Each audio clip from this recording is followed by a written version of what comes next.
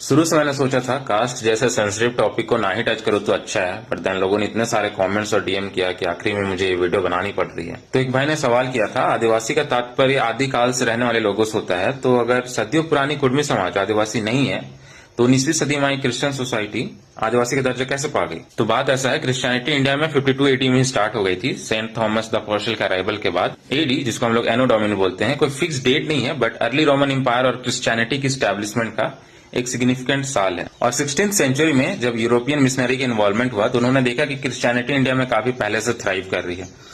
तो इंडिया में क्रिश्चियनिटी बहुत पहले से है, बट 16th सेंचुरी के इन्वॉल्वमेंट के बाद इसे एक नई शुरुआत की तरह देखा जाने लगा। मेरे ये इन्फॉर्मेशन का सोर्स है a book named a history of Christianity in India the beginnings to AD 707, जो और लिखा गया था स्टेफन नील के द्वारा और पब्लिश किया गया था कैम्ब्रिज यूनिवर्सिटी से। सबसे पहली और जरूरी बात, हमारा संविधान किसी भी धर्म के आधार पर किसी को ST का दर्जा नहीं देता। शेड्यूल्ड ट्राइब लिस्ट में आने का आधार है जन्म से मिली समुदाय की पहचान, मतलब एंसेस्ट्रल एथनिसिटी। इसका ये मतलब है कि कोई समुदाय जिनकी अपनी हिस्टोरिकल वे ऑफ लिविंग है, अपनी भाषा संस्कृति है, जो रिमोट एरियाज में रहते हैं या फिर सोशली और इकोनॉमिकली एज अ कम्युनिटी वो बैकवर्ड थे। ST लिस्ट में शामिल होने का प्राइमरी क्राइटेरिया रिलीजियन मतलब धर्म नहीं है। ST कैटेगरी में शामिल होने के लिए गवर्नमेंट ये नहीं पूछती है आप कौन से भगवान को मानते या पूजते हो, वो पूछती है आप कौन से हिस्टोरिकल कम्युनिटी में पैदा हुए थे। संविधान के ST लिस्ट में संथाल, मुंडा, उरांव, हो जैसे आदिवासी समुदायों का नाम है।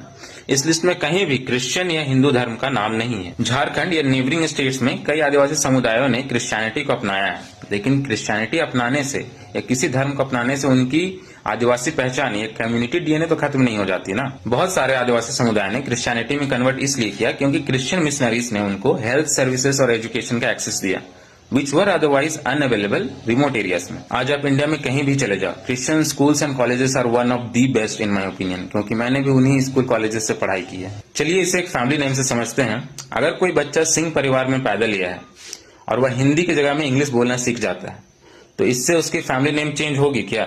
इसी तरह से अगर कोई संथाल या उरांव ट्राइब में पैदा होते हैं तो वो ओरिजिनली संथाल या उरांव ही हैं रिस्पेक्टिवली, इवन इफ वो दूसरे धर्म को अडॉप्ट कर लेते हैं। इसलिए मैं अपने आदिवासी भाई बहनों से अनुरोध करूंगा कि आप जितने भी पढ़े लिख के मॉडर्न बन जाए, हमेशा अपने पुरखों को, रीति रिवाज को, भाषा संस्कृति को जिंदा रखें। मेरी तरफ से जितनी कोशिश हो सकती थी मैंने की इस टॉपिक को सरल बनाने की। आपसे अनुरोध है इस जानकारी को ज्यादा से ज्यादा फैलाएं, और मेरे से कुछ गलती हुई होगी तो आप मुझे कमेंट सेक्शन में सही कर सकते हैं।